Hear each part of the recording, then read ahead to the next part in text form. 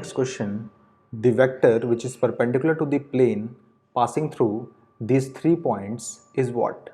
आपको बताना है कि अगर आपका कोई प्लेन इन 3 पॉइंट से पास कर रहा है, लेट्स सपोज इन पॉइंट्स के नाम है A, B, C।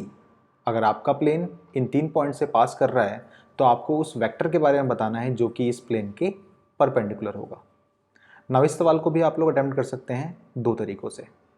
आपको पता है लेक्चर वीडियोज़ में जब मैं आपके साथ equation of planes in various forms discuss कर रहा था, मैंने आपसे कहा था कि अगर कोई point let's suppose x1 y1 z1 से, x2 y2 z2 से और x3 y3 z3 से पास हो रहा है, देन उसकी इक्वेशन को आप कैसे निकाल सकते हैं। उसके लिए सिंपली आप लोगों को इस डिटर्मिनेंट को सॉल्व करना होगा। x माइनस में x1, y माइनस में y1 एंड z माइनस में z1। सिमिलरली x2 माइनस में x1, y2 माइनस में y1 एंड z2 माइनस में z1। सिमिलरली x3 माइनस में x1, y3 माइनस में y1 एंड z3 माइनस में z1 determinant is equals to 0 को आपको solve करना होगा और सॉल्व करके आपको इक्वेशन को इस फॉर्मेट में लिखना होगा, something x plus something y plus something z equals to something. और लेक्चर वीडियोज़ में मैंने आपको बताया था कि अगर आपकी किसी प्लेन की इक्वेशन इस फॉर्मेट में होती है देन a b c क्या होते हैं, a b c are the direction ratios of the normal vector.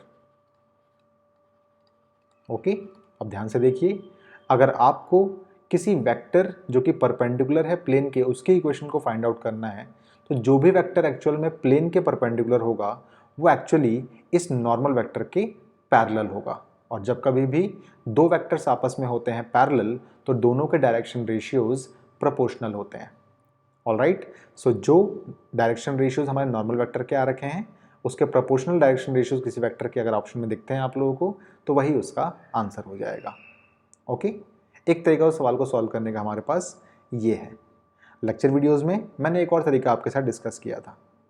Okay, मैंने आपसे कहा था कि अगर कोई प्लेन 3 पॉइंट से पास ऑन करता है, लेट्स सपोज ABC से पास कर रहा है, देन आपको अगर उस वेक्टर की इक्वेशन निकालनी है फिर उस वेक्टर को फाइंड आउट करना है जो कि परपेंडिकुलर होगा इस प्लेन से, तो उसको आप सिंपली निकाल सकते हैं cross product of any two vectors जिनका initial point same to same हो। देखिए मैं क्या कहना चाहता हूँ यहाँ पे, the vector which is perpendicular to the plane is given by,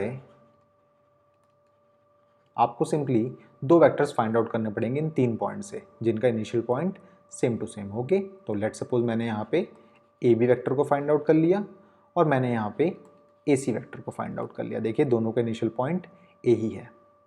तो अगर आपको उस वेक्टर की इक्वेशन निकालनी है फिर उस वेक्टर को फाइंड आउट करना है जो कि परपेंडिकुलर हो इस प्लेन के, तो उसको हम फाइंड आउट कर सकते हैं a B vector cross A c vector को फाइंड आउट करके। ये वही वेक्टर होगा जो कि परपेंडिकुलर होगा इस प्लेन के। चलिए सबसे पहले हम लोग फाइंड आउट कर लेते हैं ए बी वेक्टर को। अब आपको पता है ए बी वेक्टर को फाइंड आउट करने के लिए आपको पता करना पड़ेगा position vector of B minus position vector of A, जिसका मतलब होता है सिंपली आपको B minus A find out करना पड़ेगा। ओके, सो बी माइनस देखिए क्या है, बी माइनस ए आपके पास हो जाएगा 2 माइनस में 1 विच इज़ 1। सो मैं यहाँ पे ए बी वेक्टर के पॉइंट्स लिख रहा हूँ। ओके, पोजिशन वेक्टर्स लिख रहा हूँ। सो ये हो जाएगा 2 माइनस में 1 विच इज़ 1, 1 माइनस में minus 1 which is 2 and minus 1 minus में 0 विच इज़ माइनस 1। सिमिलरली अगर मैं यहाँ पे ए सी वेक्टर के पोजिशन वेक्टर्स लिखूँ तो क्या हो जाएंगे, माइनस 1 माइनस में 1 यानी कि माइनस का 2, माइनस 2 आई कैप भी आप लिख सकते हैं इसको, 1 माइनस में minus 1 which is 2 and 2 minus में 0 which is again 2। Okay, now A B cross A C का मतलब क्या होता है, इसका मतलब होता है डिटरमिनेंट को आपको सॉल्व करना होता है।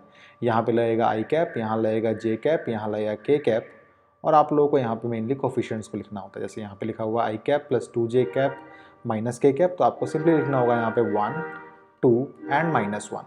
सिमिलरली माइनस 2, 2 एंड 2, इसको आपको सिंपली सॉल्व करना है। ओके, तो आप लोग इसको सॉल्व करेंगे तो आप लोग पाएंगे कि इसका आंसर आपके पास आ रहा है 6 आई कैप प्लस में 0 जे कैप प्लस में 6 के कैप। ओके, जिसको अल्टीमेटली आप बोल सकते हैं ऐसे भी 6 आई कैप प्लस में 6k कैप। देखिए कोई वेक्टर ऐसा है जो जिसकी इक्वेशन इससे मैच कर रही है, देखिए ए ऑप्शन इससे पूरी तरीके से मैच कर रहा है। ठीक है, तो एग्जामिनेशन में आप लोग कोशिश कीजिएगा इस तरीके को फॉलो करने की, बिकॉज इससे आपको कंपैरेटिवली कम टाइम लगेगा। वरना यहाँ पे आप लोगों को एक्स वाई जेड में पहले इक्वेशन को फाइंड आउट करना पड़ेगा, उसके बाद फिर आप एनालिसिस कर सकते हैं, नो डाउट, बट इससे आप लोगों को कम टाइम लगने वाला है। ओके।